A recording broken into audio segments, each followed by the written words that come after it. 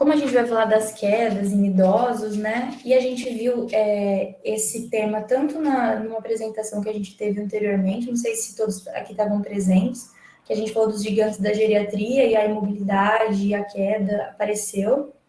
E eu queria ver com vocês se vocês acham que, já que esse assunto ele é tão importante, ele está muito presente.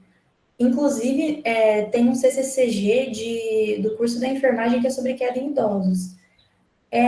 Eu queria ver com vocês se é normal, então, o idoso cair, né? Já que é uma coisa tão presente. Repetindo-me.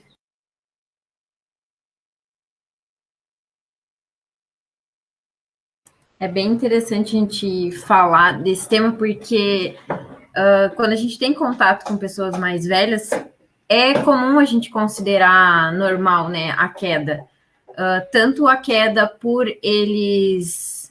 A fragilidade óssea, por exemplo, que às vezes o osso está frágil e eles acabam quebrando e caem, ou também o contrário, né, que é bastante comum o idoso cair e acabar fraturando, tendo alguma fratura ou trauma.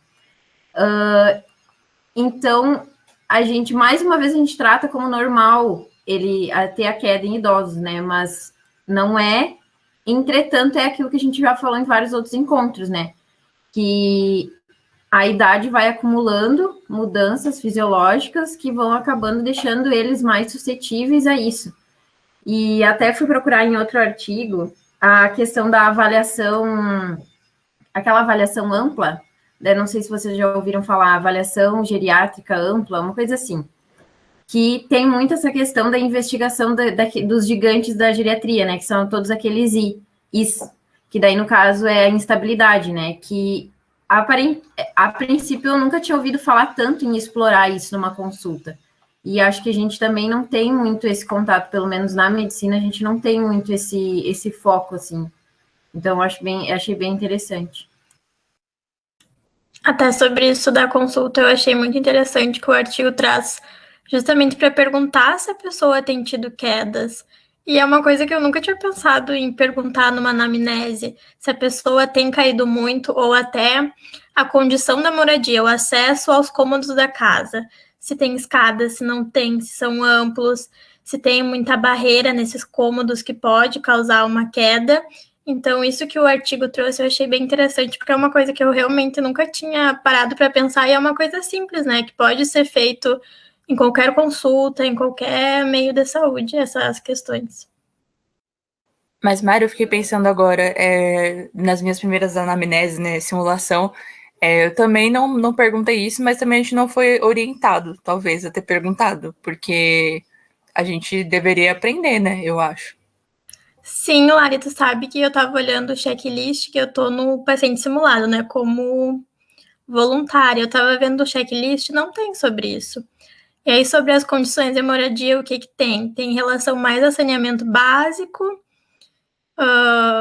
e coisas assim, se a casa de alvenaria, mas não se a casa tem algum obstáculo que possa impedir a tua locomoção. Claro que isso seria direcionado mais para pessoas idosas, né? Não é um geralzão de todo mundo. Mas quando for caso de pessoa idosa, seria legal perguntar. Seria não, né? Seria essencial perguntar sobre esse tipo de coisa, até porque a pessoa idosa ela não vai te falar se ela andou caindo ou não, porque como traz o artigo, essas pessoas, elas... Isso aí, Bia e Sabre, colocam as demandas. Estamos reclamando. Não, mas continuando, estava falando, que eu me perdi agora. Assim, que como traz o artigo, essas pessoas idosas, elas geralmente, elas não contam que elas andam caindo, elas escondem isso por questão até de não querer incomodar o familiar, ou por ter vergonha, ou por achar que ok, só caiu e deu, sabe? Por exemplo, minha mãe caiu semana passada limpando o banheiro. Quando eu fui ajudar ela a levantar, ela simplesmente levantou e quis continuar secando o banheiro. E agora tá com o braço ali enfaixado e tal. E aí eu quero fazer as coisas para ela e ela não deixa. Ela acha que, ok, eu ainda tenho um braço, eu posso fazer tudo. Mas não, tem que ficar em repouso. Daí tu imagina a minha mãe, que tá com 54 anos, quando ela tiver uns 70, como é que eu vou segurar ela? Ou se ela tiver que fazer uma cirurgia agora do tendão, que eu acho que rompeu, como é que eu vou segurar essa mulher? Eu vou ter que amarrar ela no quarto, né? Tem essas questões também dos idosos.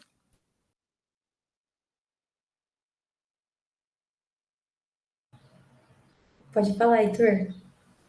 Uma coisa que eu achei legal falando sobre isso que eles estavam falando, que a gente acaba não investigando na anamnese, é uma coisa que eu refleti agora lendo esses artigos também, é que a gente não tem muito essa questão da prevenção da queda, né? Só quando o idoso chega lá que ele já caiu, já aconteceu a queda, já teve a fratura, que a gente vai investigar como foi a queda, como aconteceu. O que eu achei legal desse artigo é que justamente ele fala da gente ter essa investigação para justamente prevenir a queda, né? Então, numa anamnese de rotina, você perguntar sobre essas questões da casa aí, da acessibilidade que a Mari falou, sobre a questão da medicação, se tem algum benzodiazepínico, alguma coisa que causa confusão, sobre até uma coisa que eu achei legal também, que eu nunca tinha pensado, a própria sandália, né, o calçado do idoso. Então, fazer essa investigação de rotina e educar o idoso mesmo e ajudar ele para prevenir a queda, né? A gente vai muito na questão já de combater a queda que já aconteceu, né? Combater a fratura que já aconteceu. Eu achei muito legal essa questão da prevenção, que eu nunca tinha pensado sobre. É bem Essa legal parte- mesmo. Pode falar, Frank.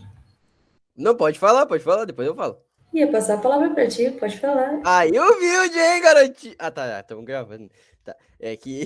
É que assim, eu achei interessante também essa parte da prevenção, porque, tipo, é comprovado em si que a gente, sim, com o passar dos anos, a gente perde um pouco da massa renal e a gente perde a absorção de cálcio no nosso intestino, né? E aí, se a gente investigar, a começar a agir só depois que a fratura ocorre, a gente já sabe em si que o idoso em si ele vai ter uma absorção complicada, já de causa que vai levar essa exposição à fratura mais frequente, né? Por exemplo, não é normal uma pessoa cair e já fraturar um membro, né?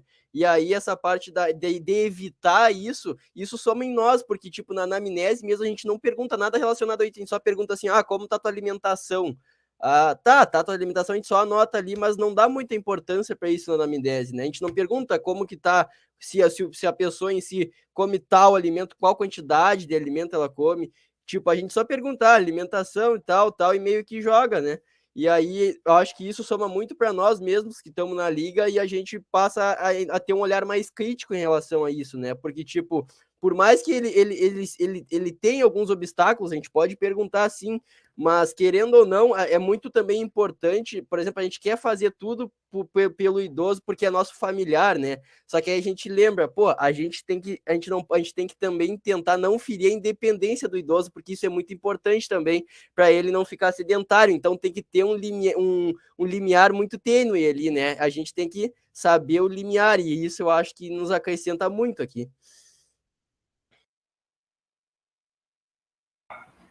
É assim de agora.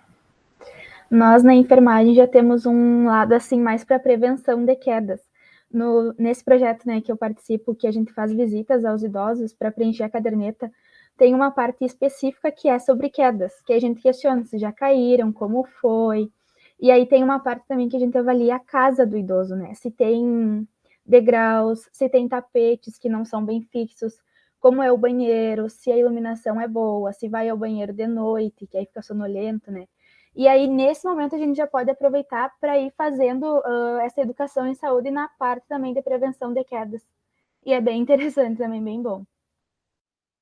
Desculpa cortar a fila aqui, mas é caderneta de quê? Caderneta de saúde da pessoa idosa. Tu poderia nos passar essa caderneta para a gente dar uma olhada, né? Posso. Porque a gente não tem contato com essa caderneta e até agora a gente não teve. Eu vou mandar. Ela é bem completa mesmo.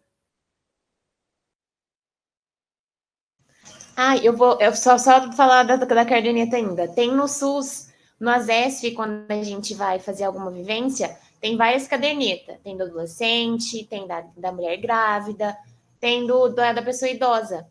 Aí dá para baixar ela em download no Google. Vou baixar. Aí depois a gente coloca eu coloco essa caderneta lá naquela pastinha dos encontros da LAG, na parte das quedas. Quem que é a próxima? A Lorena. Pode falar. Não, eu estava pensando aqui sobre a tua pergunta inicial, Clícia, que se é normal ou não cair, né? E eu acho legal isso porque a gente sabe que não é normal, né? A gente sabe que significa que todos os reflexos posturais não funcionaram, mas eu acho legal pensar que os idosos, eles consideram isso normal. E a gente passar para eles, porque foi assim, ó, esses dias a minha avó, ela mora numa casa, no mesmo quarto, só que na casa dela, né? Ela caiu, e 2 dias depois ela veio nos contar que caiu, porque ela disse que não quis contar, porque iam brigar com ela, e ela ficou 2 dias se avaliando se conseguia mexer o braço, porque daí ela ia saber se tinha quebrado algo ou não. E eu disse, como assim a senhora não contou? E ela tava com um roxo enorme no braço, como assim a senhora não contou? E a gente já começa a pensar, né, que eu lembrei, acho que foi a doutora Isabela que trouxe um dado que acontece da maioria, eu não lembro exatamente do dado, mas que muitos idosos que caem no ano após essas quedas podem vir a morrer por alguma causa. Ela comentou algo assim. Eu já fiquei, tipo assim, já acendi o pisca-alerta, sabe? Eu assim, como assim? Não é normal. E ver que eles acham isso normal me assusta, porque realmente, para que a gente saiba, né, para que a gente possa atuar, a gente precisa saber se está havendo quedas. Então, eu acho importante também, até lembrei do projeto da rádio, né, que vai ser tocado nesse assunto, de passar a informação de que não é normal essas quedas, porque eles realmente consideram, por ser comum, por muitos idosos caírem, eles consideram isso normal. Era só isso que eu queria falar. E só dando uma furadinha na fila também, eu achei muito interessante o conceito de queda, porque o conceito de queda é você sair da posição inicial que você estava para uma posição mais baixa. Isso não significa que a pessoa tem que cair no chão e se estrupiar. Se a pessoa está na sala e ela cai sentada no sofá, isso já é um indicativo de queda. E isso já pode estar indicando que tem alguma coisa que não está funcionando direito. Acho que quem que era o próximo? Ah, Mari. Pode ir, Mari. Então, eu queria ver com as gurias da fisioterapia, que é legal a gente compartilhar o que tem em cada curso, né? Porque eu não entrei a fundo, mas eu vi que tem a prevenção de quedas dentro da fisioterapia. Então, eu queria ver com vocês como que é isso, que eu não entrei a fundo, né?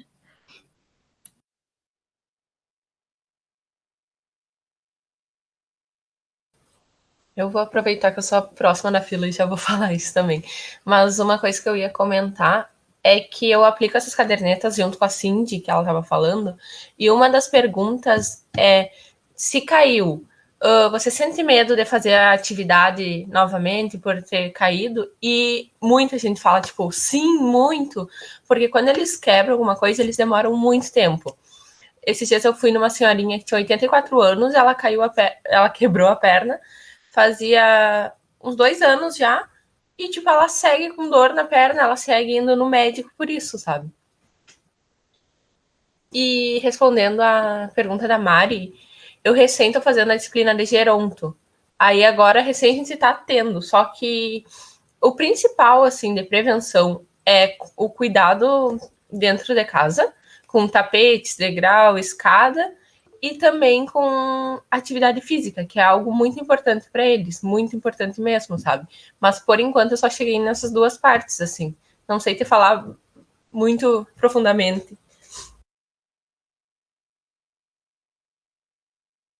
O Jack pode ir.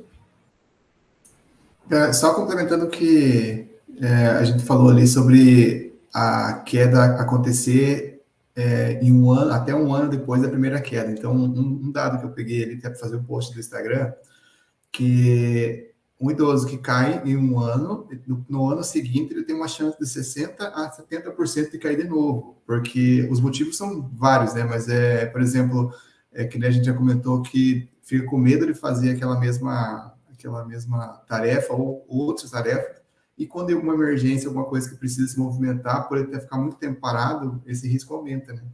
Então, a gente tem a AGA, que a Raíza falou mais cedo, que eu conheci agora por causa da LAG. Eu acho que a gente não é muito, digamos, divulgado, né? Até porque os professores não passaram pela gente para fazer anamnese, eu acho que não é tão culpa deles, porque não é algo que é disseminado mesmo, né? Mas ainda é algo difícil da gente ver falar que você vai fazer uma investigação sobre o risco de queda de uma pessoa, né?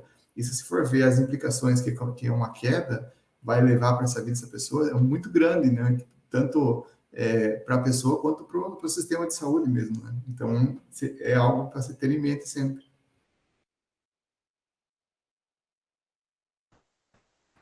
Graziela?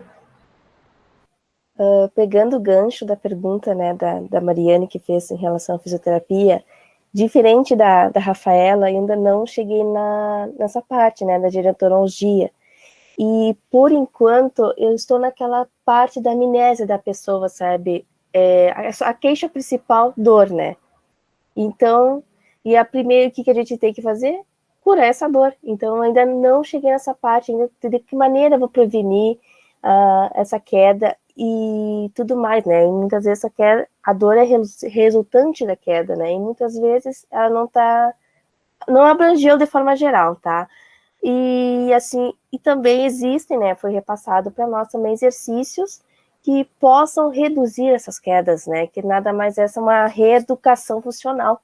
E é por meio dessa reeducação funcional que a gente pode, sim, prevenir essas quedas, ou seja, ter um novo controle motor, ter um novo, digamos, como posso dizer, uma nova funcionalidade, né? Ou seja, aquilo que possa...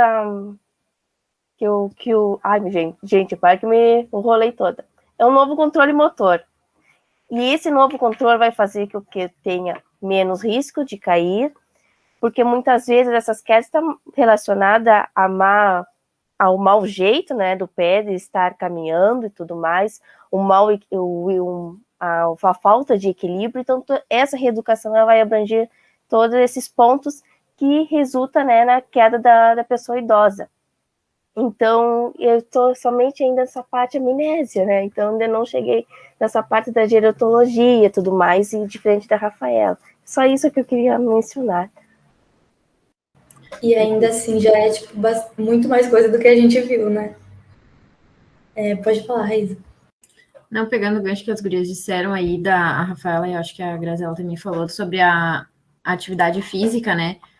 Eu estava procurando uns outros artigos, daí achei um estudo que analisou não sei quantos idosos, que comparava a ocorrência de quedas em idosos que realizavam atividade física e idosos que não realizavam atividades físicas. Daí eles fizeram por aquele time up and go, foi a base do estudo deles. Eles compararam meio a meio o número de idosos, e aí a diferença é drástica, assim, porque é um teste muito simples, né? Ele sozinho não avalia no geral, ele não diz diretamente a maior ou não propensão do idoso cair, mas ele já é um bom indicativo, né?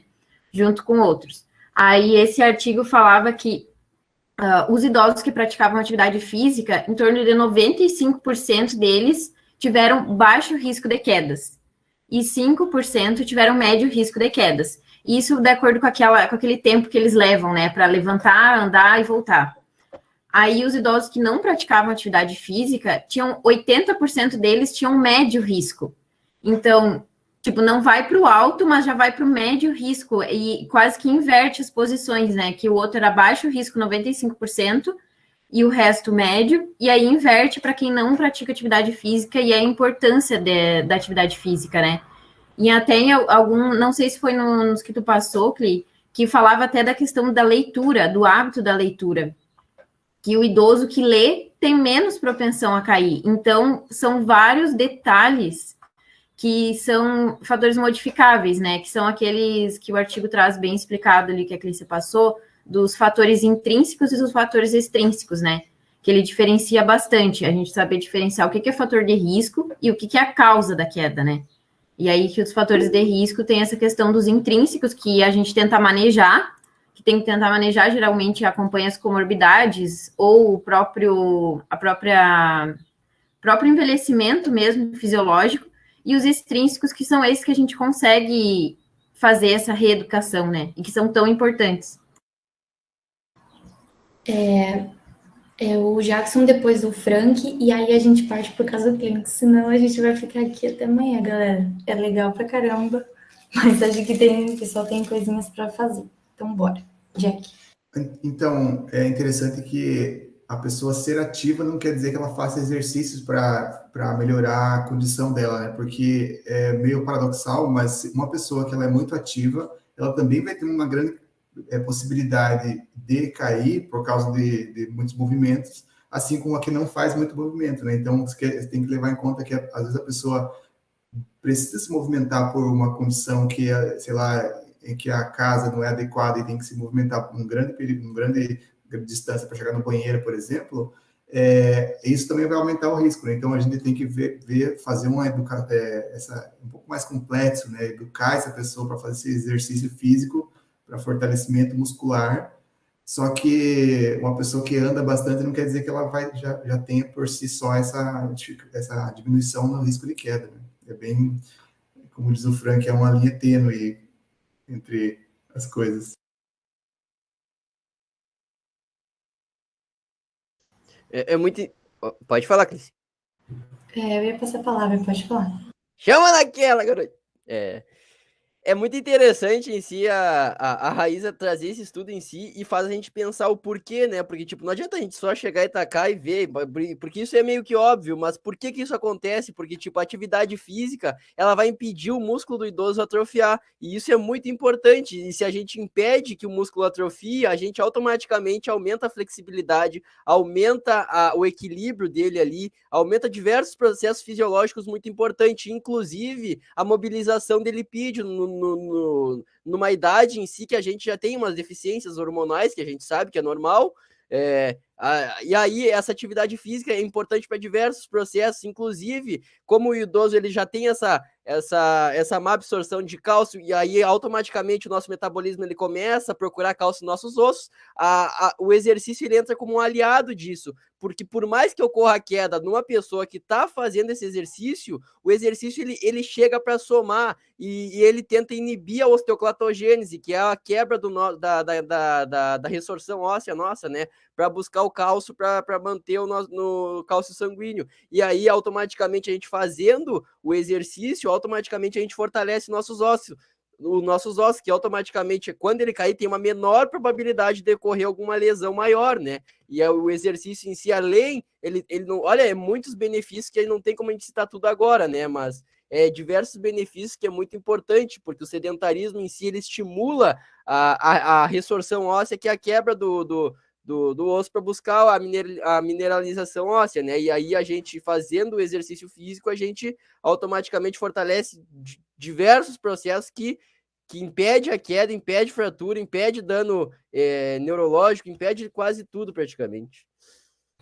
Isso, só para cortar a fila aqui um pouquinho, que o Frank falou de ter uma maior atividade, né? Isso é um fator só que isso, ao mesmo tempo que ajuda, também pode ser um fator de risco comportamental. Vocês chegaram a ver isso? Que, tipo assim, a pessoa, ela fica mais exposta. Então, a depender do exercício físico, isso pode ser prejudicial. Então, tem que ter um balanço muito certo, sabe? Tem que ser um exercício muito voltado para aquela pessoa. Acho que a Grazi queria falar. Isso, não só para complementar, né? Em relação às quedas, que a gente não pode só abranger, né? Dentro da casa do idoso, né? A gente precisa ampliar esse nosso conhecimento, que também as áreas públicas, elas também atingem as quedas, elas proporcionam as quedas em idosos, né? Eu tenho mesmo minhas tias, por exemplo, elas vão cair dentro de casa, mas ela coloca o pé na rua, elas começam a cair. Então, é falta de calçada, né? Muito, assim, os idosos têm que andar pelo lado da rua, isso tudo influencia, né, na queda do idoso. Então, a gente precisa ter esse fator que é importante nas quedas, né? Que muitas vezes eles proporcionam de uma insegurança nesses idosos e fazem com que eles não saiam mais de casa, né? Então, muitas vezes isso influencia. Então, e isso resulta também, né, naquela parte da dependência dos outros, né? Então, que influencia esse quesito, né? Só para complementar. A Amy, pode ir agora. Vou falar rapidinho, eu sei que a gente tá com o tempo acirrado, né? Mas a Grazi me lembrou de uma coisa, A minha avó, assim, ela é muito ativa, né? E ela não tem carro, ela anda sempre de ônibus. E a minha avó já caiu 4 vezes descendo do ônibus, porque os degraus são enormes, a calçada é esburacada, então a calçada da rua da minha avó não dá para ela andar, então ela tem que ficar andando sempre no cantinho, esse tipo de coisa. E no ônibus, a gente não tem ninguém para ajudar, ou nem, sei lá, eu imagino que os degraus podiam ser mais adequados, deve ter algum jeito de tornar isso um pouco mais fácil, né? Mas ela já caiu 4 vezes subindo e descendo do ônibus. A minha avó também já caiu uma vez na rua. Isso foi a vez que ela mencionou, né? Fico pensando às vezes que ela já caiu e ela não falou pra ninguém. Bom, então bora pro caso clínico. Uma mulher de 89 anos é levada ao setor de emergência após cair no banheiro. Ela alega que, como de costume, foi tomar banho pontualmente às 19 horas. Porém, saiu do cômodo, escorregou, caiu, deslizou de costas no chão e presumivelmente bateu a cabeça, pois ela se queixa de uma leve dor de cabeça. Então, dei uma olhadinha aí. E antes da gente ir para os pontos que chamaram a atenção desse caso, eu queria só falar que aquele ponto que eu falei logo depois que a Lorena comentou, e se eu não me engano, a Grazi... Nossa, amigo, desculpa.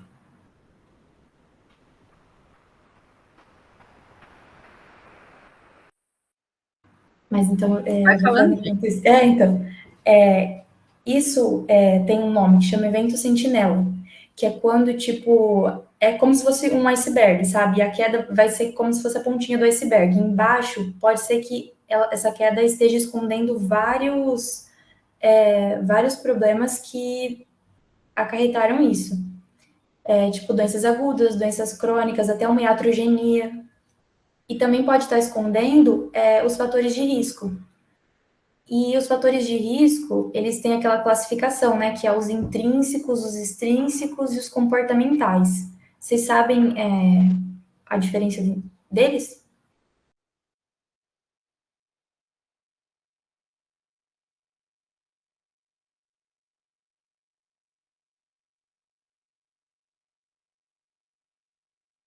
Eu tinha falado um pouquinho ali antes, né? Eu tinha comentado um pouquinho que os fatores intrínsecos geralmente estão relacionados à pessoa mesmo, que envolve desde as características de idade, sexo, que também traz bastante no artigo ali a questão, né, dos idosos mais idosos, que são aqueles com mais de 75, 80 anos, mulheres, geralmente. As comorbidades entram aí, todos os medicamentos e tal, e os externos geralmente estão mais relacionados ao ambiente, né? E os comportamentais, eles vão ser tipo esse grau de exposição, que era o que o pessoal estava falando agora há pouco. Então, falem para mim o que chamou a atenção de vocês no caso, aqui nesse aqui.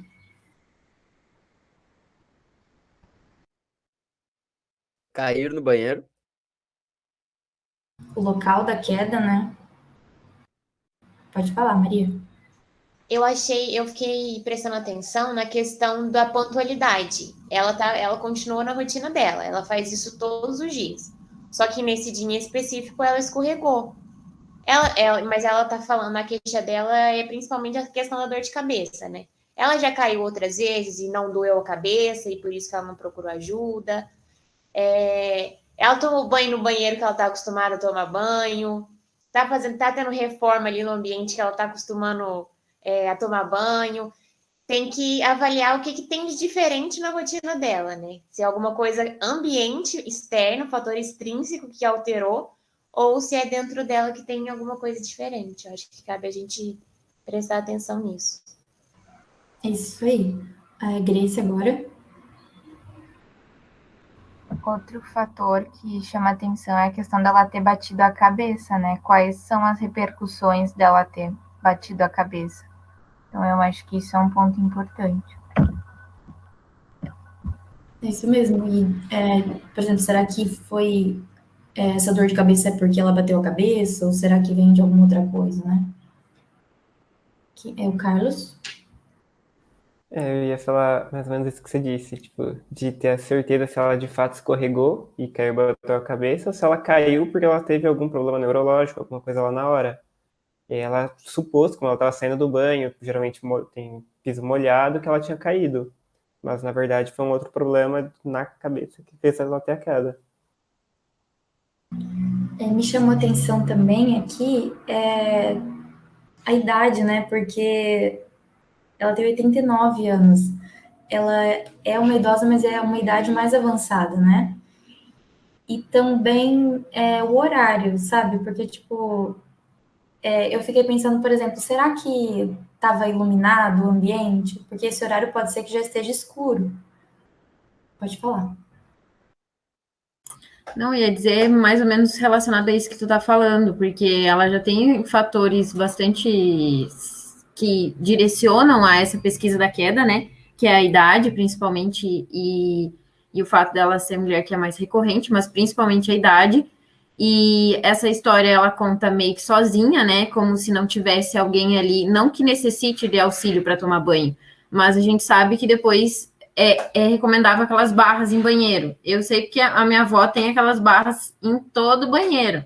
Então, e ela não pode ficar sem aquilo. E ela é muito ativa, a minha avó. E mesmo assim, ela reconhece a necessidade dela ter aquelas barras. Eu acho que ela tem 85, 86 por aí. Tapete também. Será que tem todas essas coisas, assim? Porque apesar de...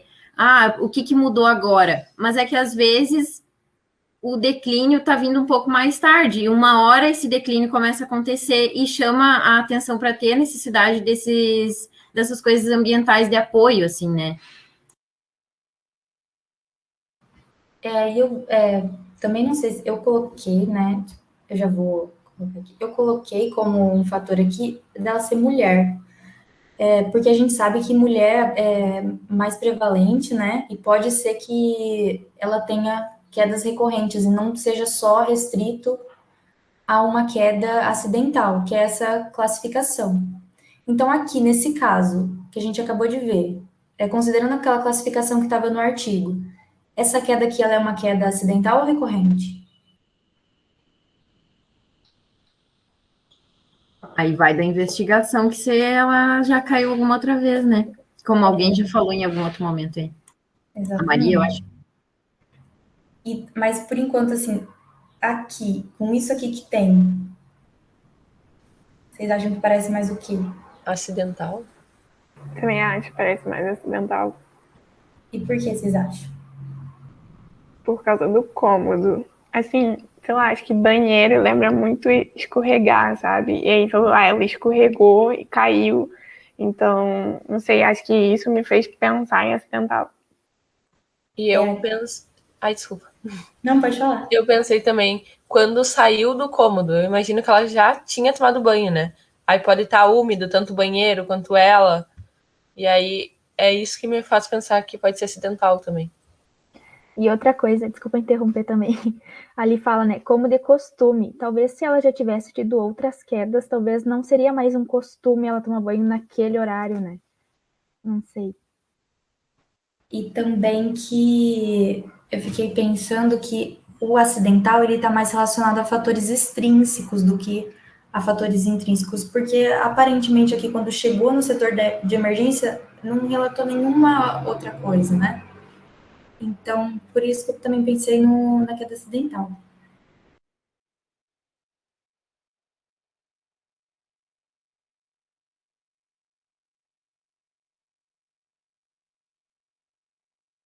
Fiquei largada. Mas aí que a gente começa a vir com aquele esqueminha que estava no artigo complementar, né? Que o paciente chega com um relato de queda, e aí qual que é o próximo passo que viria?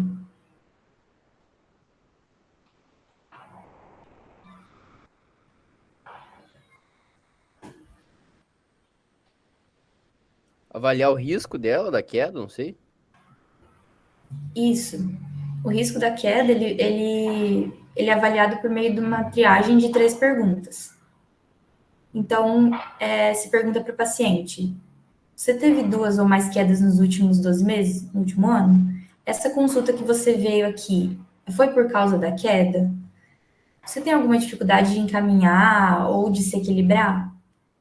E aí, quando a gente perguntou isso para essa paciente em específico que chegou no setor de emergência, ela respondeu o seguinte para a gente: que sim, ela já teve mais de uma queda no último ano, que ela chegou no setor de emergência por causa da queda e que ela veio porque ela já acha que não é normal, ela tá caindo tanto, não tá caindo mais de uma vez, essa cefaleia tá preocupando ela.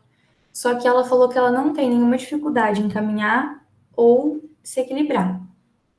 E aí, a partir dessa triagem que a gente fez e achou esses resultados, qual que é o próximo passo?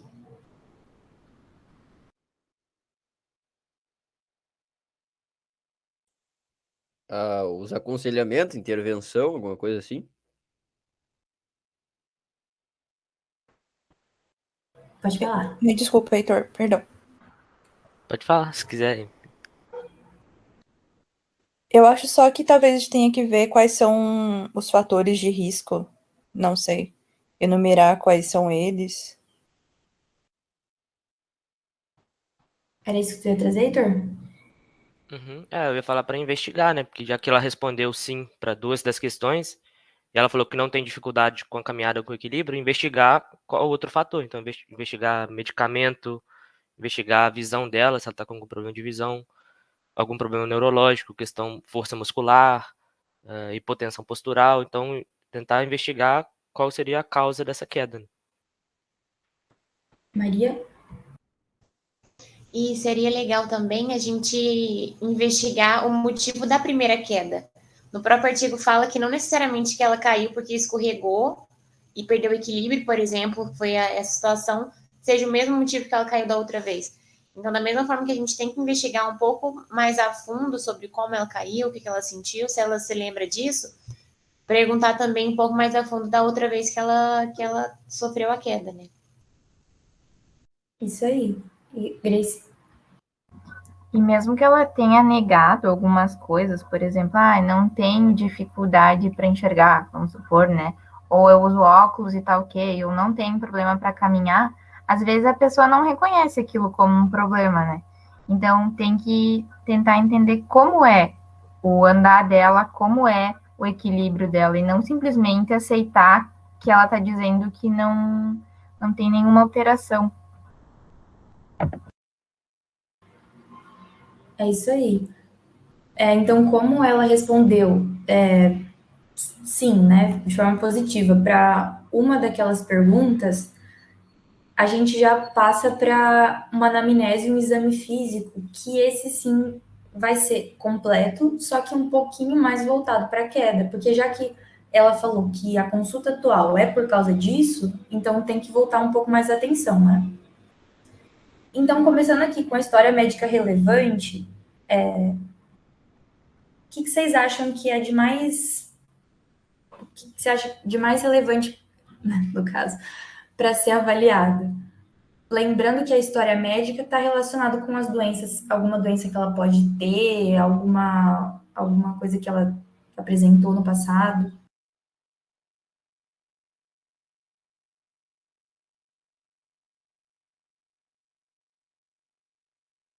Eu acho que é justamente isso que você disse, tipo, as doenças que ela possa ter, todos os medicamentos que ela faz uso, se algumas das doenças que ela falou que tem, pode ter alguma complicação, uma causa que ela não tinha antes, mas que evoluiu para causar essa queda. Eu acredito que coisas desse tipo. Se essas doenças que ela apresenta estão controladas. Sobre o medicamento, o Carlos já falou, né? Sobre se ela tem tido isso recorrente ou se foi um caso isolado. Se ela tem sentido... Eu não consigo ler falar ao mesmo tempo, tá? Se ela tem tido alguma tontura, alguma vertigem, alguma falha na visão, que também possa estar relacionado, alguma, como é que se diz? Falha no equilíbrio. Se quando ela levanta de manhã, ela levanta bem ou ela levanta e sente um pouco fraca ou não. se a fraqueza é recorrente ou se não tem fraqueza, se ela tem dores pelo corpo. Várias coisas para perguntar, né? Se a gente for enumerar tudo, vai ficar um textão. Pode falar, Maria. Então, é legal a gente relacionar também, por exemplo, perguntando para ela se ela tem comorbidade. Ela toma medicação? Toma. Mas nessa última semana, ela trocou a medicação? Tá tomando um remédio novo para tratar a hipertensão dela?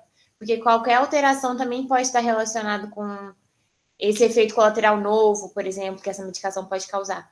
E além disso, é legal a gente perguntar sobre a questão do sedentarismo também. Pratica alguma atividade física rotineiramente?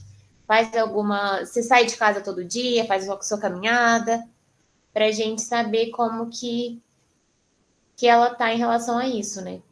Que é interessante. Até em relação a isso que a Maria falou, também é legal perguntar se ela fez alguma atividade diferente do normal, se ela viajou para algum lugar diferente, se ela tentou fazer alguma atividade física ou então não fez. Às vezes o idoso vai lá e faz um esforço exagerado, que não está acostumado, isso também pode afetar. Perguntar se nesses últimos dias, então, ela fez alguma coisa fora do normal dela. Eu acho que seria interessante questionar também até sobre a própria alimentação, né? Porque se ela está ingerindo menos do que ela necessita, pode ser um fator para ela ficar mais fraca, mais debilitada. No artigo ali que a Clícia passou, tem aquele esqueminha, né? O roteirinho que ele traz da investigação da queda, né? Só que justamente na avaliação geriátrica ampla, tem a questão de vários pontos a serem abordados. A avaliação do déficit cognitivo, e todos eles, lendo todos eles que devem ser abordados, todos eles podem estar relacionados com a queda. Então, acho que dá para pegar, por exemplo, aquela avaliação, a avaliação geriátrica ampla, e direcionar para a queda, porque tu tem que avaliar o déficit cognitivo, que pode estar envolvido também. Qualquer déficit cognitivo ali, se ela tem no momento, ela pode cair. Como já falaram, avaliação também do equilíbrio da marcha, avaliação do humor, pode também estar relacionada e pode ter uma consequência depois na queda, porque como a gente já falou, depois que a pessoa cai, ela fica com medo, ela fica mais isolada, ela não faz o que ela deveria que ela faria normalmente. A avaliação daquelas atividades, acho que o artigo traz também, né? As atividades diárias, como é que é? Esqueci como é que é o nome, AVD, eu não sei o que é o V, esqueci completamente. As atividades de vida diária. Isso, que também, como a Maria trouxe ali a parte das mudanças, se teve mudança nessas partes aí, se ela está tendo dificuldade de executar essas atividades, o déficit sensitivo, que alguém já falou também da visão, até da audição também pode estar relacionada. Então, todos esses pontos da avaliação podem acabar sendo direcionada para a queda. Eu achei bem interessante fazer essa ligação. Então, eu fui pesquisar mais um pouquinho sobre essa questão da história médica, né? E quais algumas doenças que podem ser o fundo do iceberg, né? Que evidencia a queda lá na pontinha. E não se assusta. Mas tudo isso aqui pode estar relacionado. E o nomezinho que está ali em cima, na parte azul, é o que ele vai modificar. Então, por exemplo, se a gente perguntar, você tem alguma arritmia? A Maria tá saindo do vídeo. Tem alguma arritmia? Tem hipotensão postural? Isso na hora da anamnese de perguntar, né? Está relacionado, por exemplo, com a incapacidade que essa pessoa tem na regulação da pressão arterial. E a gente sabe que, por exemplo, a hipotensão postural, se tiver uma hipotensão postural, pode ter uma baixa perfusão cerebral, e isso pode ocasionar a queda. Também o delírio, demência, pode estar agindo no processamento central. Na visão que a Mari comentou, né? Se essa pessoa tem catarata, glaucoma, se essa pessoa não consegue enxergar o caminho, como que é muito fácil dela cair. A questão da marcha também, né? Imagina se ela tem uma artrite ou alguma deformidade nos pés, isso vai contribuir muito para a marcha dela estar prejudicada. Bom, não vou entrar em todos, né, porque são muitos, mas é só para vocês terem noção do tanto de coisas que dá para investigar. Então, quando a gente investigou tudo isso que a gente acabou de falar agora, foi isso que a gente achou. Ela falou que ela apresenta quedas recorrentes e que, inclusive, ela tem um hematoma subdural relacionado a uma queda antiga que ela teve. E ela fala também que ela tem muita enxaqueca e osteoartrite, mas que a osteoartrite dela é na mão, aqui nos dedos. E ela também tem histórico de fibrilação atrial. Então, vocês acham que alguma coisa aí interfere no caso, que está relacionado a esse fator de queda?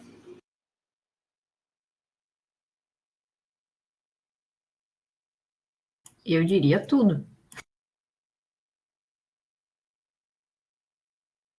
Eu também. Gente, só para saber se todo mundo entende o que está escrito ali, porque tem uns termos médicos bem que talvez vocês não saibam, então se não souberem, fale.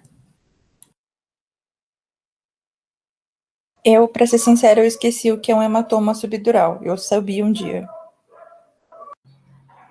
Assim, eu vou tentar explicar meio bem simplificado. Ela caiu e sangrou dentro da camada subdural.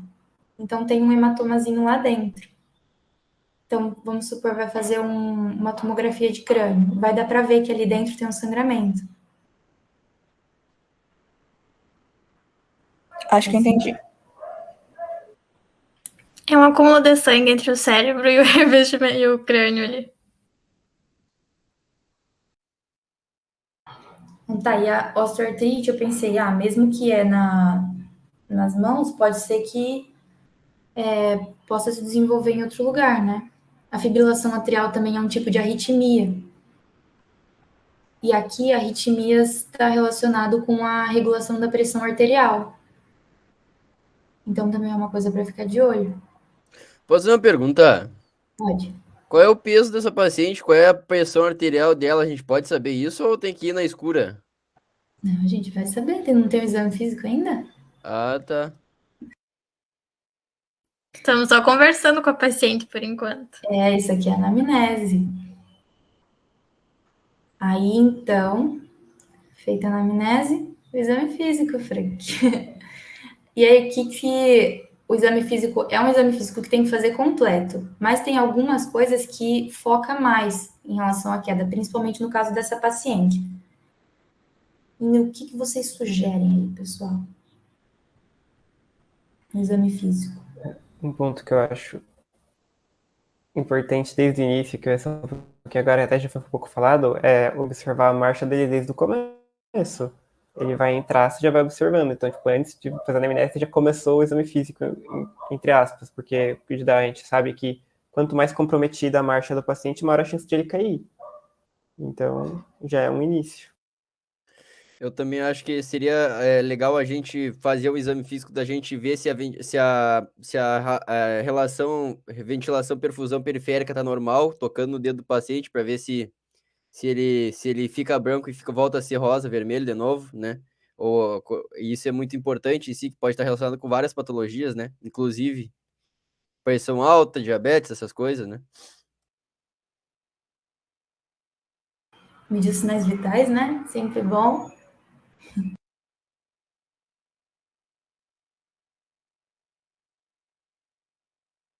Na avaliação cognitiva é muito importante uma coisa simples do exame físico é colocar a mão em si, os dedos em si na periferia da visão do paciente, que é muito, por exemplo, se ele consegue saber a visão periférica dele está adequada, né? Isso é muito importante, porque se ele tiver com problema na visão periférica, pode ter sido a causa de um sintoma neurológico, né? E também essa paciente bateu a cabeça, né? Exatamente. Temos que dar uma olhada. O que mais? Alguém tem alguma sugestão? Ali na avaliação cognitiva, eu não sei se seria o caso por ser uma emergência, mas talvez aplicar o mini mental para saber a orientação dela quanto a tempo, espaço, para ver se ela está orientada, né, se está lúcida, enfim. Eu também avaliaria se ela tá com midríase ou miose nas papilas, ou como que tá as papilas dela. Eu sei que essa parte é um pouquinho técnica, assim, mas não sei, achei bom trazer, né? Então, para a gente não se prolongar muito, nessa investigação seria os sinais vitais, como essa paciente bateu a cabeça,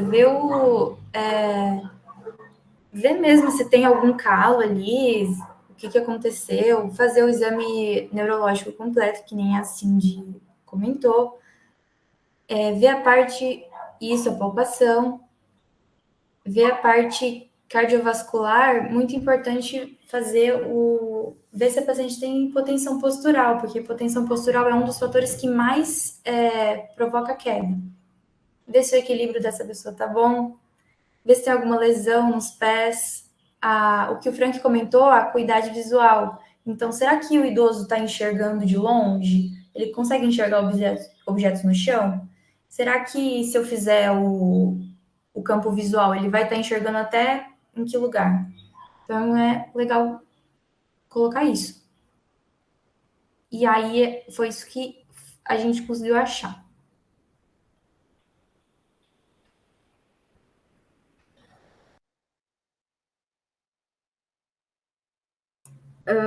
Acho que seria. Vou falar rapidinho dentro do termo. Seria legal também acrescentar a parte que o Frank falou de ver a cor da pele, né? Mas também ver a cor das mucosas, porque de repente esse idoso pode estar com uma anemia. Ver também a parte da hidratação desse idoso que pode interferir nessa queda. E pode falar, Raíssa. Não, eu ia dizer que eu até fico em dúvida se seria feito tão minuciosamente todos esses passo a passo assim, com anamnese e exame físico bem detalhado, porque ela tem 89 anos e ela bateu a cabeça. Isso com certeza é uma emergência. Então, eu não sei até que ponto a gente faria todo esse detalhamento, assim, sabe? Porque eu acho que nesse caso, quem sabe, iria direcionar para outro. Como eu acho que se enquadra como uma emergência. Eu não sei se. Fiquei pensando isso agora mesmo. Tu diz mandar direto para o hematomo, alguma coisa assim, né? Para depois, de repente, checar essa outra parte do histórico dela e tudo mais. Exatamente. É só porque eu fiquei refletindo mesmo sobre. E nessa linha de raciocínio, a gente já pensa, né? Se é uma emergência, a primeira coisa que a gente quer fazer é estabilizar a paciente. Ela bateu a cabeça, até que ponto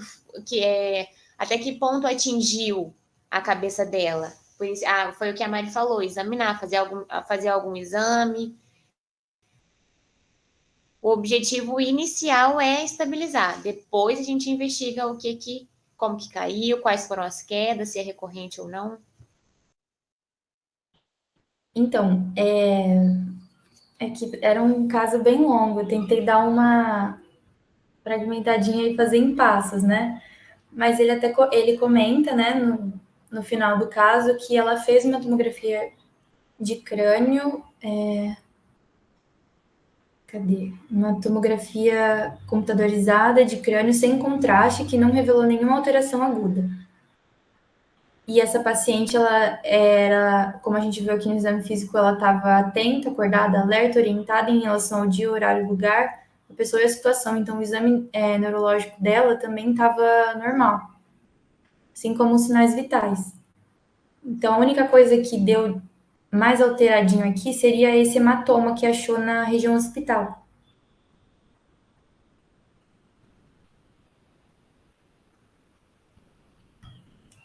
Tá, aqui só para recapitular, né?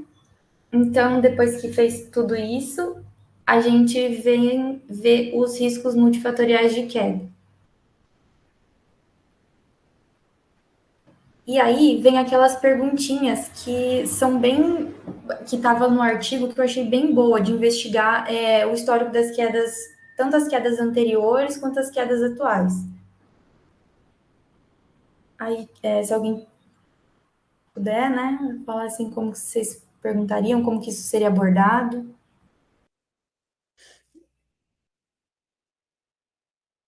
eu perguntaria para ver como é que tá primeiro, por ela ser mulher, né? Para ver como é que tá a regulação do hormônio dela, para ver, já suspeitando uma osteoporose, né? Do enfraquecimento ósseo também, mas dos outros sintomas, eu perguntaria os remédios em si, que é muito importante, porque os remédios podem ter dado essa inconsciência nela e ter causado a queda dela, né? O resto normal, visual também, né? O que ela tem na casa dela. Bom, de isso é tudo que tá nessa tabela, eu perguntaria mesmo. Mas mais específico do histórico de quedas dela, tipo, das quedas anteriores que ela teve, dessa queda atual. Pode falar, Luísa.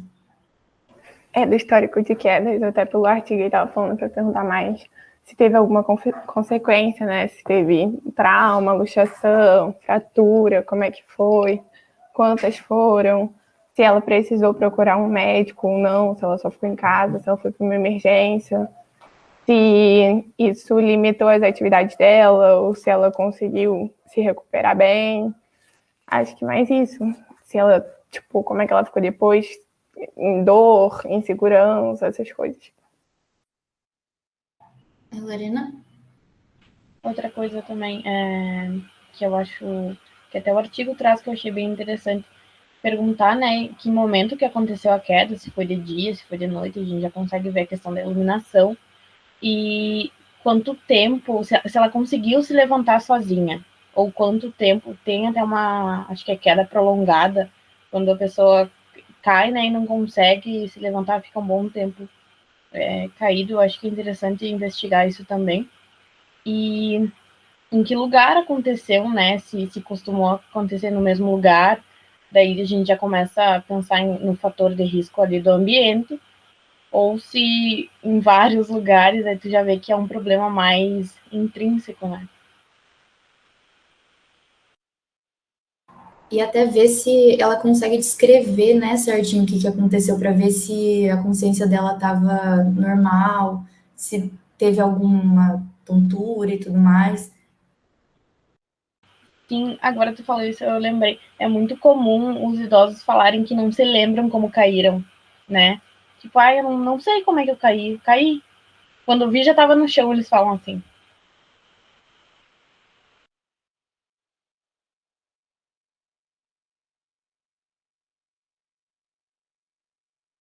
E aí também a gente fala dos fármacos, né?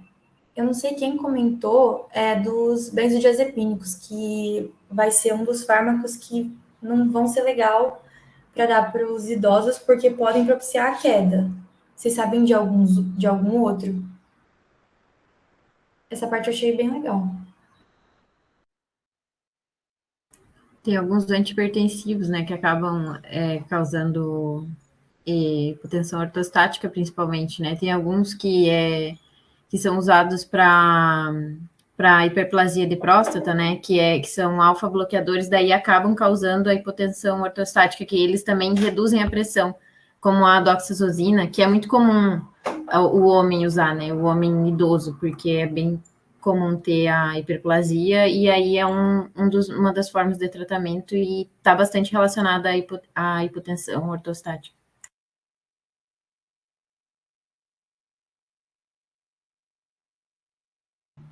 Isso, eu não sei se é um nome de ansiolítico ou se é algum outro nome. O que estava no artigo era tipo drogas psicoativas, né?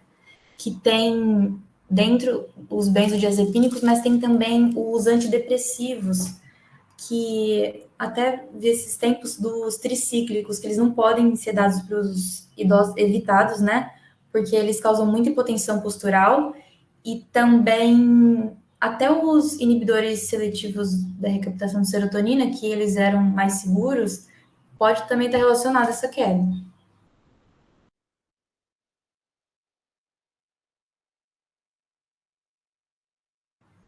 Carlos? Em relação a fármacos, tinha uma coisa que eu tinha visto também, que às vezes tem que analisar como esse idoso está tomando o fármaco. Porque às vezes ele tem recomendação para um fármaco em que na dose que ele vai tomar à noite não vai trazer problema para ele, mas ele pode estar tomando na hora errada. Ele não consegue entender a receita e ele toma esse remédio meio-dia. E aí ele pode cair por causa disso, não pelo remédio ser errado, mas por ele estar tomando no momento errado. E tem uns remédios que eles podem ser tomados à noite, só que até um certo tempo, né? Porque, dependendo, eles causam sonolência no dia seguinte ainda. Então, tem que tomar de noite, mas tipo umas 6 horas, sabe? Umas 6, 7 no máximo. E eu vi um também que eu achei muito interessante, que é o AS, que não é interessante tomar, não porque ele não causa, que ele vai causar queda, mas porque ele vai estar associado a fatores da queda. Então, por exemplo, um idoso cai e ele se corta. Se ele está tomando o AS, a chance dele ter uma hemorragia é maior. Ou até hemorragia subdural que essa paciente teve, pode ter uma maior chance de desenvolver. Pode falar. Daí acaba sendo a investigação, né? Porque a maioria dos idosos estão em uso de AS, né? Porque a maioria usa tanto para problema cardíaco como um pouco também para hipertensão. Então, a maioria deles usam, e aí a importância de investigar esse uso para investigar possíveis hemorragias decorrentes da queda, né? Mas esse paciente, se ele tá usando algum fármaco para controlar a pressão, porque ele tá com a pressão meio alta ali, né? Por mais que a diastólica esteja baixa de 80, a sistólica ela tá acima de 120, né? Então a gente tem que suspeitar de algum fármaco que ele esteja utilizando, por mais que a Raíssa tinha falado dos antihipertensivos ali, então acredito eu que ela tenha tomado, né? Lembra que o idoso não vai ter o mesmo parâmetro que a gente tem para pressão. A pressão do jovem, adulto, saudável, 12/8, é uma realidade, né? Mas o idoso não vai ter o mesmo normal o que a pessoa, o jovem adulto vai ter. Então, tudo depende muito da pessoa. A gente não pode também ficar pensando que a idosa de 89 anos, que provavelmente tem várias comorbidades, tem que estar com a pressão 120/80. Aí a gente tem que se questionar e investigar também qual que é o normal dela, controlado com a pressão, com o medicamento, e qual que é a hipertensão dela, porque às vezes ela estava com 140 por alguma coisa, né? O 140/80 é o normal dela, é o fisiológico dela. E o patológico, a hipertensão dela é 200 por alguma coisa. Então, aí a gente não pode pensar direto assim, de cara, passou de 12, passou de 120, ela já está hipertensa. Então, a gente tem que cuidar um pouquinho desses pensamentos também, né?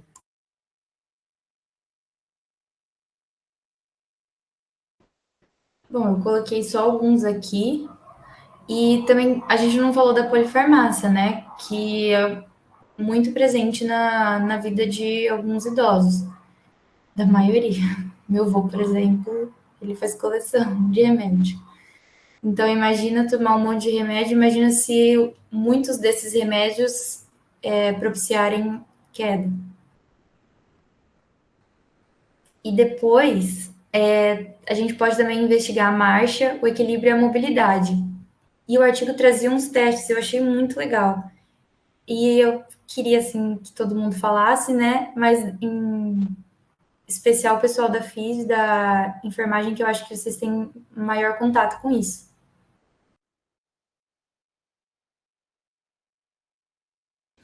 Tem alguns testes, não digo testes assim, mas marchas em específicos com nomes e tipos, né? E aí a gente é orientado a avaliar, assim, não só o idoso, mas o paciente no exame físico, né? Para ver qual o tipo de marcha dele, para ver se está tudo ok. Então é bem importante essa questão, ainda mais tratando de uma idosa de 89 anos, né? Que já tem mais idade ainda, e que já teve uma queda e já tem histórico de quedas, né? Então é uma avaliação, acho que bem importante dentre todas essas.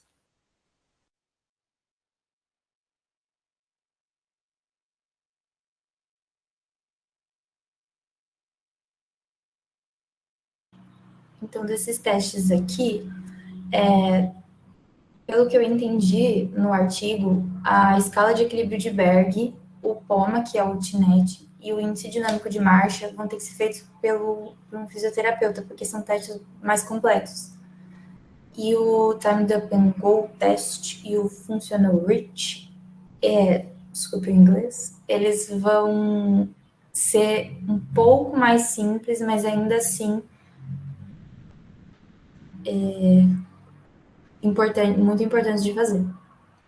Eu trouxe um videozinho desse Time Up and Go alterado. Eu achei bem legal. Nós vamos fazer um teste. Ele vai explicar, né, para essa senhora. Aqui na legenda também tem a explicação. Mas só quis trazer que ele vai avaliar a mobilidade da pessoa por meio dessa tarefa pré-estabelecida que ele vai explicar. E aí tem alguns parâmetros que, por exemplo, se o teste for realizado até 10 segundos, o tempo vai ser um tempo normal para uma pessoa que é adulta e é saudável. E aí, de 11 a 20 segundos vai ser um limite normal se é um idoso frágil ou um paciente que tenha deficiência. E mais de 20 segundos vai ser um indicativo para intervenção. Vou passar o texto. Teste para poder ver como que a senhora anda, tá? A senhora senta bem direitinho na cadeira, chega um pouquinho mais para lá, você vai ficar bem direitinho. Porque tá muito beiradinho aqui, né? Isso, ótimo. Assim tá bom. Dona Rita, o que eu quero que a senhora faça? Quando eu falar já, a senhora vai levantar, andar até perto daquela mesa, virar e sentar aqui novamente. Tá bom? Vamos experimentar, né? Tá. É justamente para a gente poder testar a perna. A senhora vai levantar sem apoiar. Consegue? E vai lá e volta. Tá bom? Sem apoiar na cadeira. Não pode usar. Consegue levantar sem apoiar? Sem apoiar a mão aqui, a senhora consegue levantar? Tá. Na hora que eu tá preparado? Então pode levantar, já.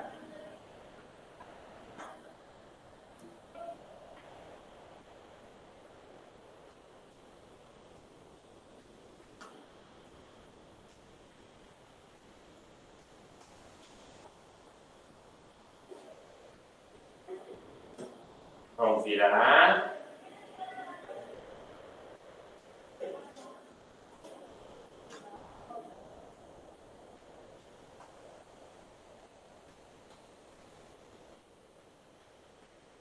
Pode sentar aqui de novo. Senta aqui.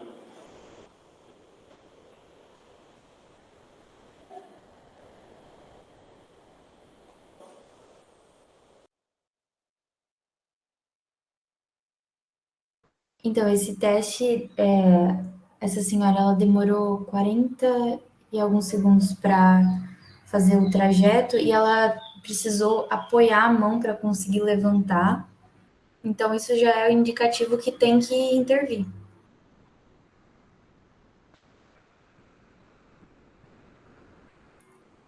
Aí tem também a investigação daquela acuidade visual que a gente falou, déficits neurológicos, força muscular, frequência e ritmos cardíacos, hipotensão postural.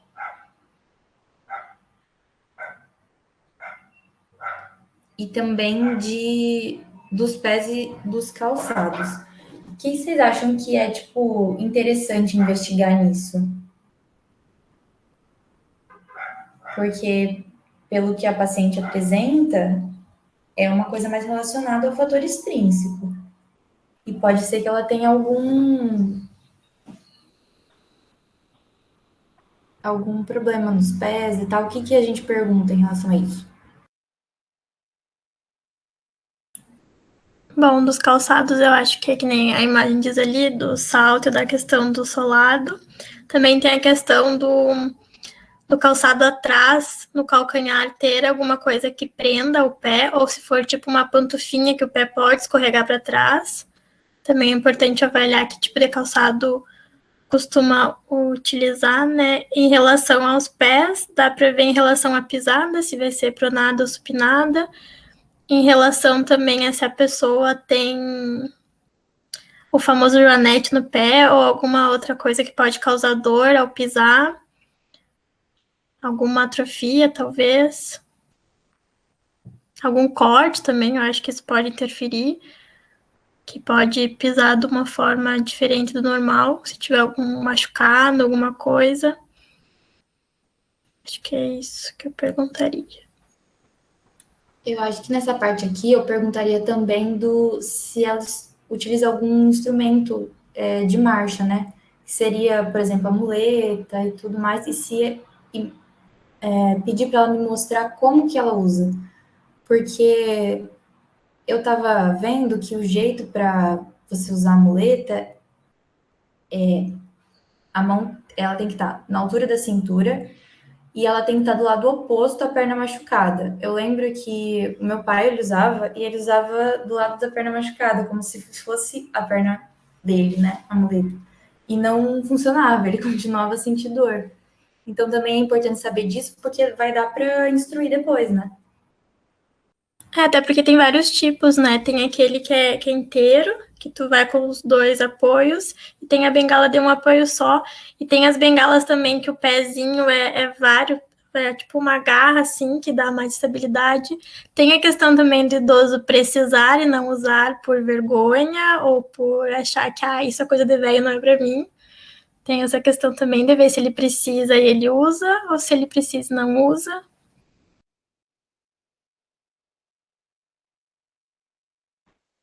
Bom, e por fim aqui, que é enorme essa parte, né? Tem os perigos ambientais. Dos perigos ambientais, vocês já falaram um pouquinho, né? Mas eu queria ouvir mais. Tipo, o que vocês acham que é relevante aqui de perguntar? Porque aqui tem bastante coisa. Eu achei que é legal perguntar aqui porque foi um perigo ambiental que aconteceu, né? Que estava envolvido. Porque essa mulher, ela estava no banheiro, e o banheiro pode ter um chão escorregadio, pode ter vários tapetes, degrau, exatamente, pode ter algum desnível, né? Porque ela estava saindo do banheiro. Então, vai ter algum desnível, a iluminação. Queria ver o que vocês acham.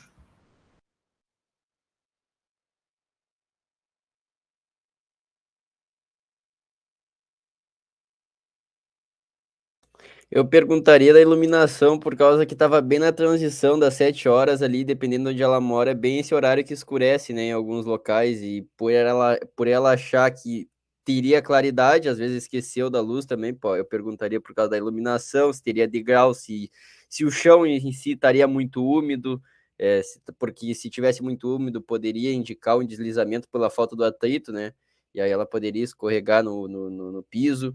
Perguntaria também se ela em si, na casa dela, se é muito plano, né?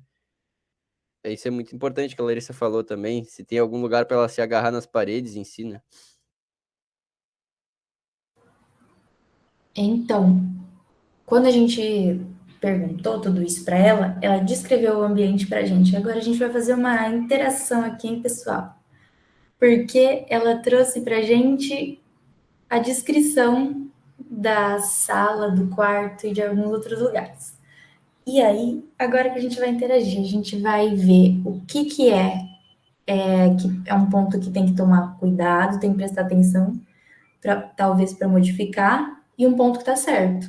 O que vocês acham? Não é necessariamente um, pode ser vários. Aí a gente vai fazendo juntos. Interruptor de luz perto das portas. Vamos falando, porque aí eu vou aumentar aqui a tela e eu preciso de vocês falando, pode ser? Eu ia falar do tapete também, que nem a Grace falou ali no chat. Que pode Tapete ser um na fator. sala? Que o tapete, o idoso pode tropeçar, né? Tá louco? Eu caí por causa do tapete, nem tô na fase idosa ainda. O que mais aqui na sala de estar? Acho que aquela mesinha central também não é uma boa localização para se ter uma mesinha. Aquela guitarra ali também desnecessária. Questão de estilo, eu vou colocar aqui. O que eu achei bom foi essas grades na cama, né? Talvez para ela seja mais fácil para ela chegar até a cama, deitar. Não sei se vocês concordam. Grades da cama. Eu achei que os dois ambientes trazem esse abajurzinho no lado, no alcance da pessoa, então acho que é uma coisa boa também, que fica no alcance dela, né?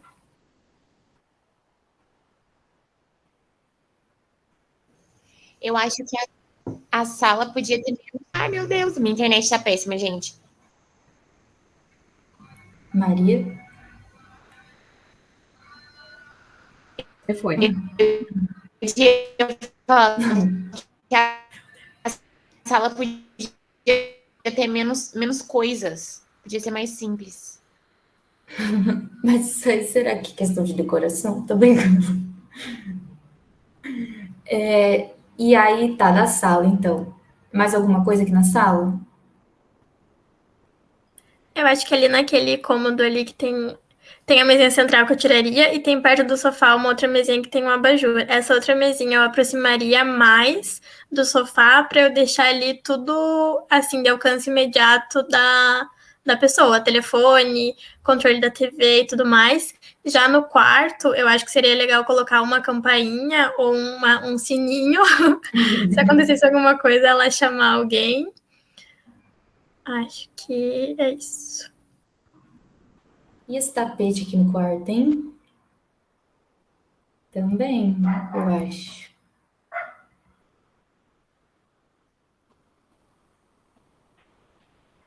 Mais alguma coisa?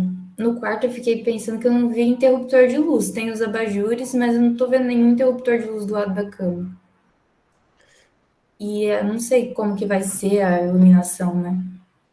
Ali na cama dela tem aquela estantezinha que tá com verde, mas tipo, tem ponta naquilo dali, né? E aí, se deixar muito perto de noite, ela pode virar e dar de cabeça ali, ó, de nuca ali na ponta ali, sabe? Então eu trocaria esse negócio por algo mais com menos ponta, sabe? Porque se tu Esse verdinho aqui, você disse?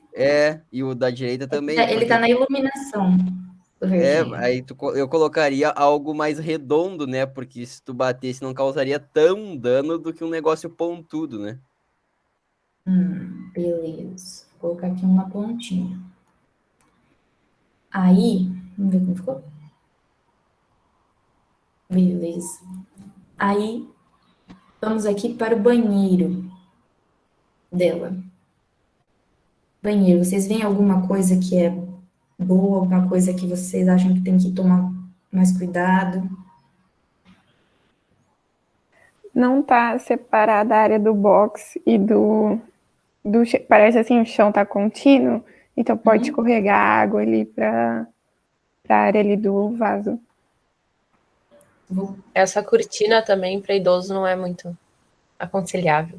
Porque se ele for cair e não tiver onde segurar, pode ser que segure na cortina, né? E puxe, aí vai cair tudo e vai ser pior. Aquele tapetinho ali roxo não parece antiaderente. Parece que é de tecido. É um tapetinho de tecido. Mas eu acho que lá dentro tem um tapetinho, ou eu tô muito errado? Sim, tem um tapetinho. Também, eu acho então lá pode ser um positivo. Um positivo. Não tem as grades de apoio no banheiro, né? Que é importante. Pô, exato, gente. Podia ter um para ela levantar ali da privada, né? Da privada não tem. Lá dentro do box não tem. Naquela área externa ali, nem eu subo naquele degrau ali, tá louco? Degrau, o piso, né? Da área externa. No banheiro ainda eu trocaria aquele tapete por aquelas fitas antiderrapante que tu cola, que são tipo umas lixas. Também colocaria a parte de sabonete e shampoo mais abaixo para ficar no alcance. Aí além do que vocês já falaram, né, da parte das gradezinhas, ali na parte do banheiro, teria que ver a questão da elevação desse vaso, porque tem idoso que não consegue sentar e levantar, então talvez colocar um degrauzinho para ele ficar mais alto, esse vaso. E também eu colocaria aquelas duchinhas higiênicas para limpar a bunda. Deve ser bem legal. E além disso, essa senhora, ela tem um animalzinho de estimação. E isso é um ponto que precisa que precisa chamar atenção. Porque se for um animal, independente do porte do animal, ela não pode ver, né? E aí, se ele ficar solto, ela pode tropeçar e cair. E além disso, ela disse que tem escadas na casa dela. Mas que nas escadas tem interruptor. Então, isso é uma coisa boa. E tem barras na escada também. Eu não concordo. Eu acho que o cachorrinho é algo positivo, não é um problema na vida da idosa. Eu também fiquei pensando nisso. Eu fiquei, gente, deixa os cachorros. Ele é alguém que Cachorro cuida. pequeno, gente, é uma desgraça para cair. Eu já caí por causa do meu cachorro. Mas é tipo, no sentido de não que o cachorro é errado, mas deixar Tem um ele. cuidado maior. Deixar ele num lugarzinho assim, ou quando o idoso tá lá no ambiente, deixar o cachorro em outro lugar. O Cusco aqui em casa, ele bagunçou o tapete que fez eu cair um pialo, tá louco? Sabe que depois que o meu avô faleceu, o cachorro da minha avó ficou de cuidadora dela. Então, quando ela vai no banheiro, ele vai atrás e ela não de bengala. Então, ele vai pulando atrás dela nas pernas, meio que para empurrar ela, é muito engraçado. E daí, quando ela vai tomar banho, ele fica esperando ela sair do chuveiro. Quando ela vai no banheiro, ele também fica na porta esperando. E se alguém chega de estranho perto dela, é um pincher, né? Ele vira o demônio. Ele vira o demônio, e se ela demora muito para acordar, ele também fica latindo para acordar a minha outra tia para ir lá ver o que tá acontecendo. Mas sim, ele é pequenininho, ele é brabo, e daí se ela passar mal e vir uma pessoa diferente, tipo um SAMU, mexer nela, o cachorro não vai deixar. Porque ele fica bem, bem louco, como diria o Frank. Bom, e aí depois que a gente viu esses pontos, não vou entrar em tudo isso, mas é a questão que a gente trouxe, né, da iluminação. Ver se a iluminação está muito fraca, se ela está direta, porque quando está direta ela começa a criar brilho em volta, e isso pode atrapalhar caso o idoso não tenha percepção de profundidade ou de contraste, e também alguns interruptores de luz que não são, que são inacessíveis. Então pensa assim, aquela idosa, ela saiu do banheiro, e aí vamos supor que o banheiro era junto com o quarto. Tem que saber onde que vai estar esse interruptor de luz. Se tivesse escuro, será que ela teria acesso a ligar esse interruptor? Então, colocar uma iluminação que seja ampla, reduzir o brilho e colocar bastante interruptor na casa. Porque, por sobre exemplo, iluminação ainda, desculpa, a gente acabou não comentando sobre isso, mas a questão de colocar aquelas lâmpadas de emergência, que quando falta luz, elas se acendem porque elas estão carregadas numa bateria. Isso é importante ter em todos os cômodos da casa, não só de idosos, mas também da nossa casa. E até aquela luz que acende com o... Como chama? Com movimento? Isso, com movimento. Tipo aqui, ó, nessa sala, a luz, ela tá meio fraca, e essa daqui tá criando muito brilho, então pode ser que isso atrapalhe. Aí também temos os tapetes, então se um tapete tá rasgado, tá escorregando, ou tá com uma borda enrolada, o que tem que fazer? Ou tirar esse tapete daí, todo mundo fala que é melhor tirar o tapete, ou então colocar um tapete que substitua o ruim, né? Repara esse tapete, substitui por outro, coloca um que é antiderrapante, ou então coloca aquelas fitas que é dupla face, sabe? Se a borda tá enrolada, para ele grudar no chão. Também tem a questão das cadeiras. Naquele vídeo mostra que a senhora ela se apoia na cadeira para subir. Então, se uma cadeira está instável ou ela não tem braço, a chance de escorregar quando está subindo é muito maior. Então, imagina que você está subindo e aí escorrega e pode bater e pode fraturar alguma coisa. Ou pode ficar com dor. Então, providenciar uma cadeira que tenha braço, que seja estável, desobstruir as passagens, que nem aquela mesinha de centro que a gente viu na sala. Também essa estabilidade da cadeira seria mais pelo peso dela mesmo? Se ela tá bamba ou não, eu acho que é isso que tu quer dizer. E também tem um exemplo, sabe aquelas cadeiras de plástico de boteco? Aquelas cadeiras não são tão estáveis e podem quebrar fácil, podem resbalar fácil. E não são cadeiras recomendadas, aquelas de plástico. Ou então cadeira que tem rodinha, sabe? Porque pra cair é facinho. Também tem a questão da parte da cozinha, que armários e prateleiras que estão muito alto. Não não é de difícil acesso. Então, fazer o quê? Colocar esses itens que são mais usados na parte de baixo, ao nível da cintura. E, se não for possível, instalar novas prateleiras, se for possível, né? Instalar novas prateleiras que tenham armários com uma altura mais acessível. E também considerar os pisos, que podem estar molhados. Então, passar cera antiderrapante, colocar um tapete de borracha no chão, usar sempre sapato com sola de borracha na cozinha. E o banheiro. Essa foto eu achei muito legal, porque é tipo como se fosse um banheiro ideal. Aqui dentro tem várias barras. Aqui no banheiro tem várias barras localizadas em locais estratégicos. Então, dentro do box tem várias, perto do chuveiro, aqui na pia, no vaso. Também tem essas tiras resistentes à derrapagem, tanto dentro do box quanto na parte de fora, tem um tapetinho de derrapante. Tem um assento dentro do banheiro, caso o idoso não consiga ficar estável, não consiga ficar em pé, ele se sente para tomar banho.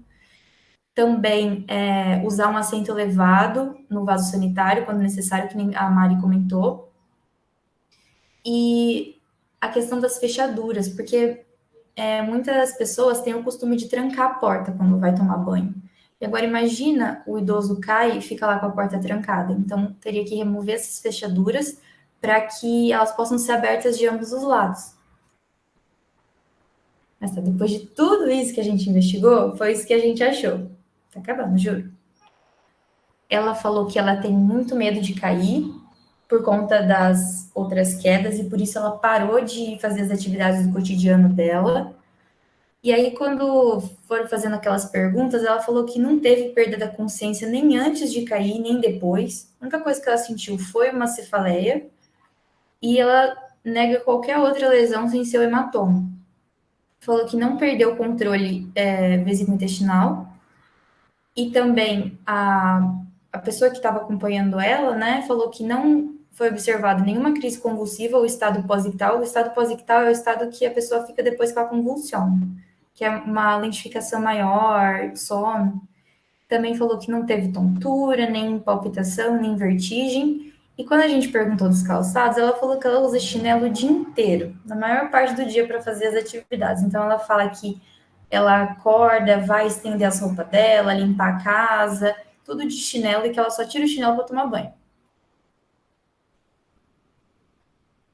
E aí, diante de tudo isso, eu trouxe o resumo de tudo que a gente achou nessa investigação, para a gente discutir agora o que é mais relevante aí.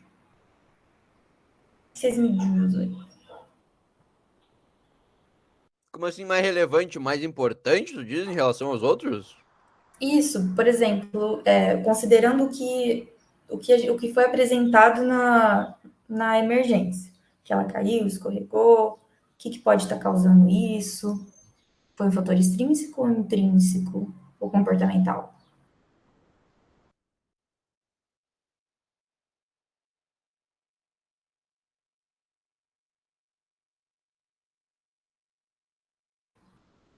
Ficou confuso? Eu vou começar para ver se faz Não, é algum que eu não sentido. entendi o que eu tenho que dizer só. É assim, ó, por exemplo. Tá. Aqui tá falando que ela teve quedas recorrentes. Isso está relacionado ao hematoma subdural, né? De uma queda antiga. Aí, será que essa enxaqueca vai estar relacionada a esse hematoma? Será que esse outro hematoma que apareceu agora pode piorar o quadro de enxaqueca? Porque ela está também apresentando uma cefaleia. Ela falou que ela não está com tontura, vertigem, não teve perda de consciência antes ou depois. E isso faz sentido, porque quando a gente viu no exame físico, ela estava alerta, acordada, o exame físico neurológico dela estava bom. Entendeu? É tipo isso, umas relações assim.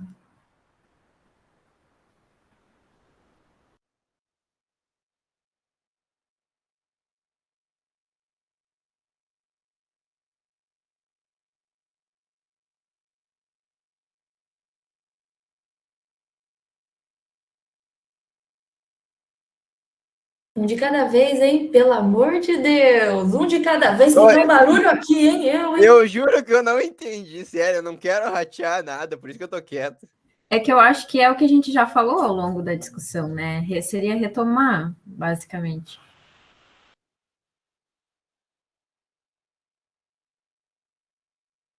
Dito isso, tem alguma intervenção adicional que pode fazer nesses pontos aqui? Em que ponto vocês fariam alguma intervenção? Eu acho que aconselhar ela a usar. Eu achei bem preocupante o fato dela usar só chinelo. Eu não acho um calçado adequado, visto que ela tem quedas recorrentes, né?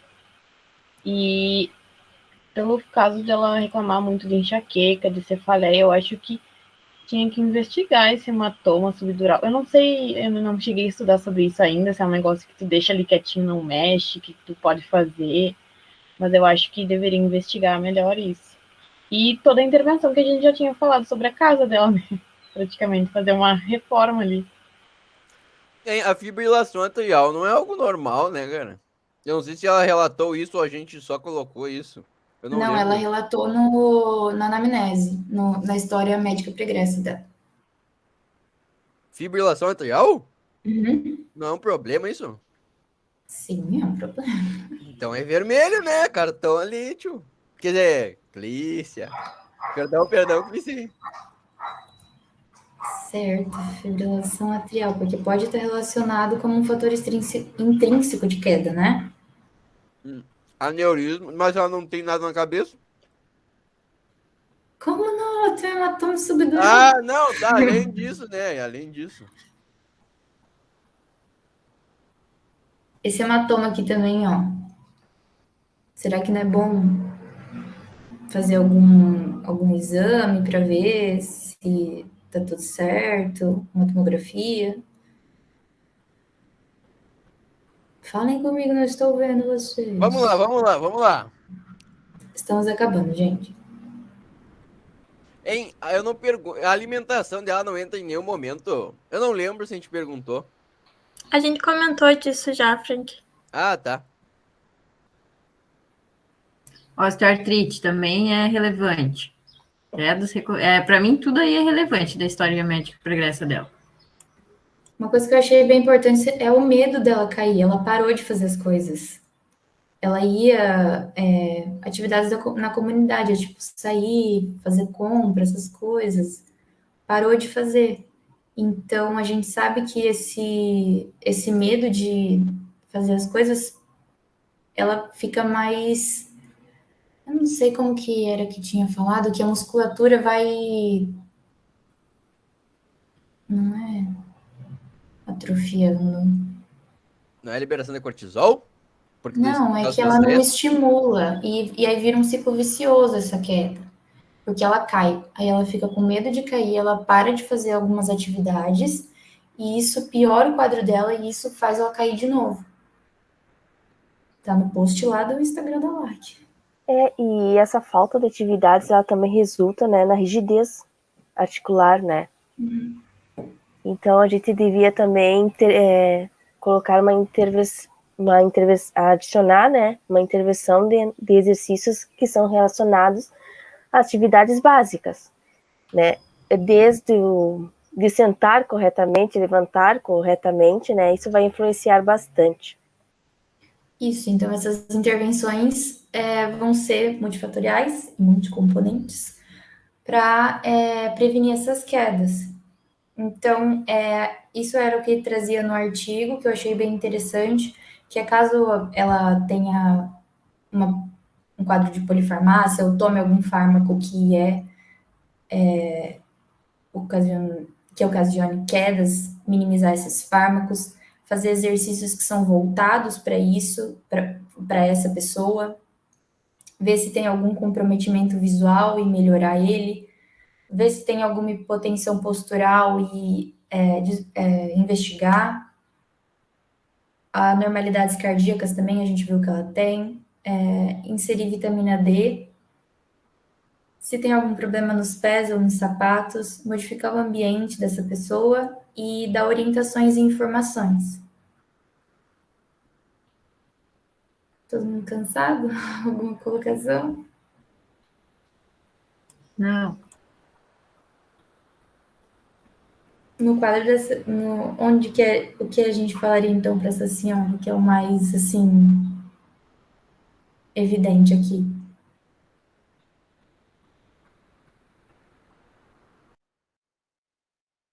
Para intervir. Onde a gente interviria que é o que talvez seria a coisa mais relevante aqui para parar essas quedas recorrentes que ela está tendo? Peraí, Eu acho que é modificação do ambiente, não sei. Modificação do ambiente.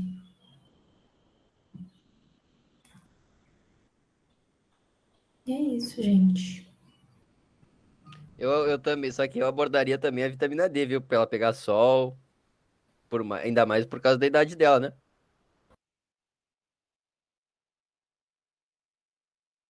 E também orientar e informar, né? Tipo, sobre o local dela, como que ela pode prevenir, que ela tem algumas condições que podem dificultar o processo de mobilidade, de pressão.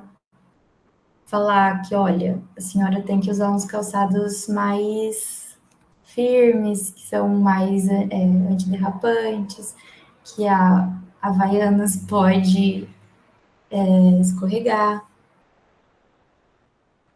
E é isso.